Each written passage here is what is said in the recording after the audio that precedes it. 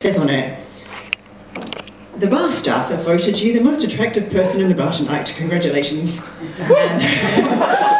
It really cheered me up, actually. And I turned around to see who had given me this accolade, and there was the woman who'd given the till receipt to me, and there was a guy that I kind of knew because he went out with one of my friends, and there was another guy that I'd never noticed before, which is surprising because I do notice these things. He was a little bit shorter than me, but then kind of everyone is. And he had a t-shirt that was sort of a little bit tight, but not too tight, and these really, really nice tats around his bicep with some kind of unusual symbols. And I got a bit drunk that night, as you do, and later I was in the bathroom and I noticed some graffiti on the back of the toilet door, and it had these kind of symbols from his tattoo, and then his name, which was Jason Lane, and then what I can only describe as a really favourable review.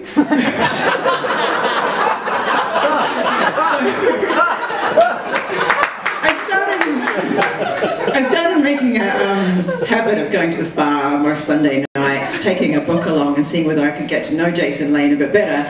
And amazingly, he never really asked me out or anything like that, because I was going out with someone at the time, and he knew that because I'd been with that person at the night that I was having a really rubbish night, and that was why I was having a really rubbish night. But he was going out with a girl who'd given me the till receipt, so there was really nothing happening there, but you can dream. And so I was going along every night with reading this book and chatting away to him, getting him to know him a bit better.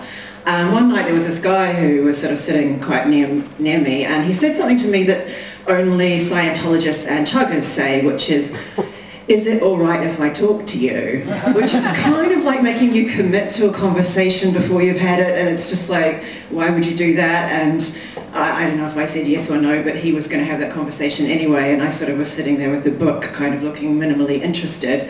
He was chatting away, and I was ignoring him.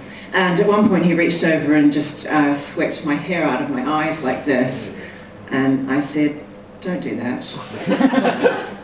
And he said, "Oh, I'm so sorry, you've got such a beautiful face." And it was just an instantaneous reaction, and I was like, "I don't care, don't do it." And he just kept on chatting away, and I kept on looking like I was not interested, and then he reached over again and swept my hair out of my eyes like this, and I said, "I meant it the first time, actually, don't do that." And he's like, "Oh, sorry," and then goes back to trying to engage me in the conversation.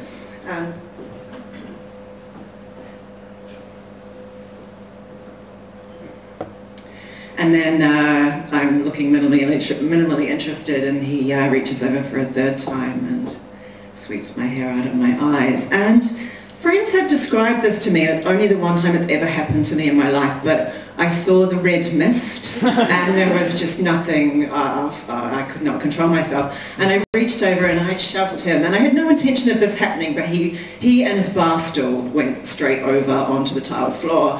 And I was wearing a long skirt, and I got caught in the bottom rung of the bar stool. I went over on top of him. So I kind of, when I became aware of myself, I was straddled over this guy on the floor of the bar, and I didn't know what to do, and I was like, I guess I just start punching him now.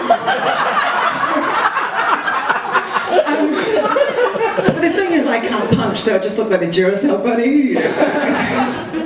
And I kind of became aware that this is really stupid and violent and rubbish, and I ran, got my bag and my coat, and just ran out of the bar and never looked back, and did not go back to that bar for many, many weeks, because this is Wellington and you just run into people like this. It's about the size of Brighton. I ran into Jason Lane one day on a street corner, and he said, "Why have you not been at the bar?" And I'm like, "Did you forget what happened?" And he's like, "Well, you see, that guy, we were sort of expecting that we were going to have to ban him from the bar quite soon, because he does that pretty much all the time he comes in, something like that happens, and he's been banned from many bars around town for doing similar, sort of violating people's personal space and touching people when they've told him not to kind of things." And I sort of felt like I'd been a little bit let off this sort of, not really being able to control myself kind of situation, but I got my comeuppance actually about 3 months later at work. I was preparing some communications material for a website, and this website was coded in some really, really ancient code, so they had to get in a sort of a consultant web designer to create these pages. And I toppled down to the IT department and was introduced to the guy who I had pushed off the bus for. And I had to sit down with him and say, oh, that should be a heading, and could you put a space between that paragraph, please? And if you could zoom out on this sort of situation here, you'd see like two people wanting the ground to swallow them up and drop them into very, very separate hells. And I was kind of thinking about how, you know, there's really many reasons why I'm really happy to live in London, but Wellington, this sort of city, tiny city, and thousands of miles away from any other country, just has this ability of sort of making you face up to what you've done.